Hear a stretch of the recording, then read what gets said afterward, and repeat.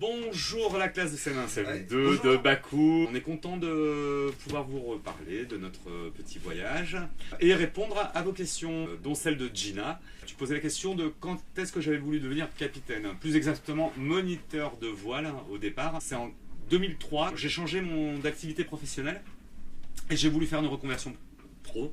Et j'ai pris des cours et j'ai passé des examens et je suis devenu enseignant de la voile. Et du coup, à chaque fois qu'on est responsable du bord, du bateau, en mer, on devient automatiquement chef de bord ou capitaine. Voilà, j'espère que j'ai répondu à ta question. La deuxième question, c'est l'achat du voilier, c'était au mois de septembre. Au mois de septembre, voilà, tout simplement. Là, c'est Luca qui posait une question, pourquoi je l'avais appelé Capriccio. J'avais envie de retraverser l'Atlantique comme j'avais fait en 2011, mais avec un bateau plus rapide. L'ancien bateau, il faisait 12 tonnes, 12 mètres, 12 tonnes, en acier, 1 mètre du tonne. Et j'avançais à 6 nœuds en vitesse de croisière. Et là, c'est un bateau qui sera beaucoup plus rapide, donc plus de sensations, et je vais traverser plus rapidement. C'est pour le plaisir, hein, d'une part, hein, c'est surtout pour le plaisir. Et c'est un petit peu un coup de tête, l'achat du bateau, et puis je me suis lancé. Et comme c'est un peu un coup de tête, et un petit peu comme un caprice, c'est un caprice que je me suis fait, du coup je l'ai appelé Caprice, en italien. En italien. Voilà. Oui, Luca, on va tous monter à bord, tous les 4. C'est un voilier qui est prévu pour 6 personnes. Il est certes petit, mais on tournera à tour de rôle, on fera des quarts. Merci d'expliquer, Fred, ce que c'est que les quarts. On va faire des quarts et on sera toujours 2 dans le cockpit, à barrer ou à surveiller le plan d'eau de jour comme de nuit, parce qu'on navigue 24 heures sur 24.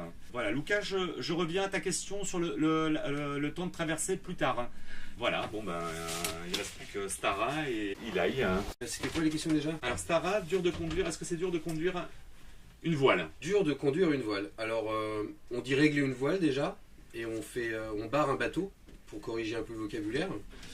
Et en fait, dur, je dirais que non, il y a plein de choses à savoir, mais c'est tout à fait abordable comme pratique. On se perfectionne toujours, hein, même les grands marins se perfectionnent de manière régulière. Donc tu verras, t'essaieras un jour, hein. Tu verras, c'est génial. Qu'est-ce qu'il y a d'autre? Ah oui, quand le départ? En ce moment, la météo, elle n'est pas géniale, parce qu'on veut aller au sud, et le vent, en ce moment, il vient du sud. Ça veut dire qu'on irait contre le vent, donc ce serait très long, très épuisant, parce qu'on aura une allure de près. Donc Fred, tu leur expliqueras, hein. Il y a plein de choses à expliquer, Fred, c'est cool.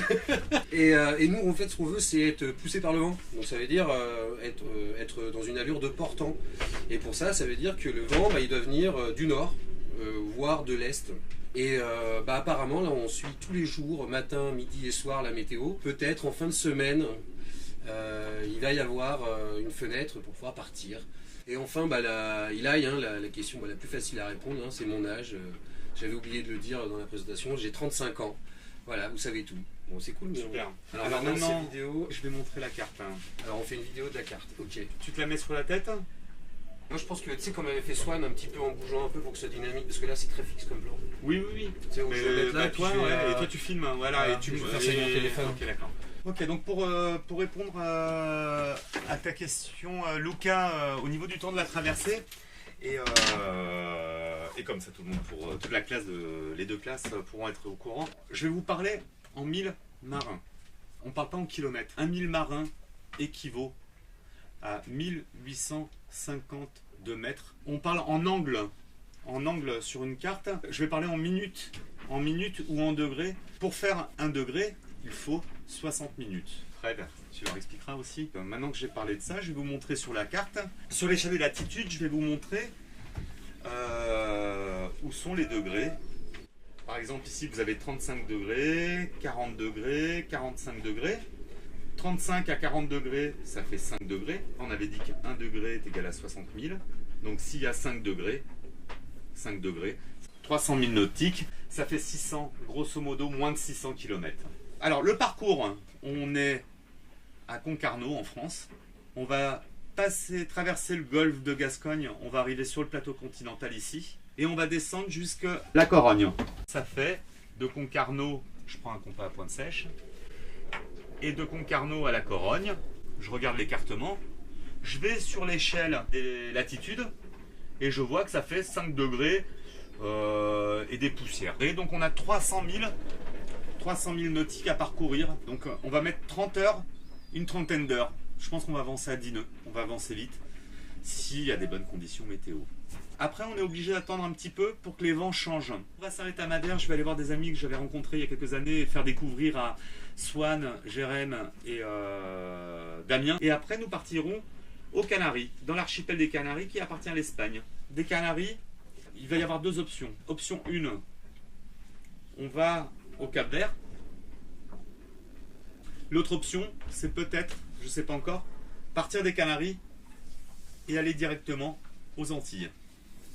Directement traverser et arriver aux Antilles, dans l'arc antillais, qui est ici. Il faut savoir qu'en bateau, on sait quand on part, mais on ne sait jamais quand est-ce qu'on arrive. Et on sait d'où on part, et on ne sait jamais où on arrive. Il y a une chose importante à prendre en compte, c'est la météo.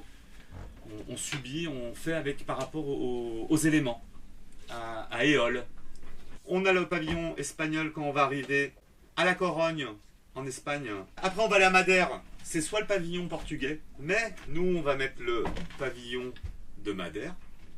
Pavillon espagnol quand on va arriver aux Canaries. Pavillon de courtoisie du Cap-Vert. Après, pour les Antilles, on risque d'arriver en Martinique ou en Guadeloupe. Donc, ce sera français, donc on aura le pavillon français.